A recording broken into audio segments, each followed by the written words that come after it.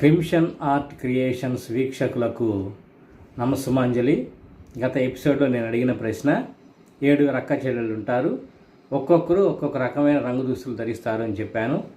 దానికి సరైన సమాధానం ఇంద్రధనుస్సు. ఇక ఇవాళ జాతీయానికి వస్తే చిటికెల పందిరి. మామూలుగా పందిరి అంటే గుంజలు పాతాలి, తర్వాత వాసాలు కట్టాలి, వాటికి ఆకులు తాటి ఆకులు తీసుకొచ్చి కుట్టాలి. అలా చాలా పనులు ఉంటాయి. అలా చేస్తే పందిరి అవుతుంది. కానీ కొంతమంది గాల్లోనే అభినయిస్తూ చిటికలు వేస్తూ అభినయిస్తూ కట్టేస్తూ ఉంటారు. అంటే నిజానికి అక్కడ పందిరి ఉండదు. అంటే ఉత్తమ మాటలతోటి పని జరిపే వాళ్ళని చిటికల పందిరి వేస్తున్నాడు అని అంటారు. ఇక ఇవాళ సామెతకి వస్తే, తల ఉంది కానీ జుట్టు లేదు, కన్ను ఉంది కానీ చూడలేదు. తల ఉంది, జుట్టు లేదు, కన్ను ఉంది, చూడలేదు.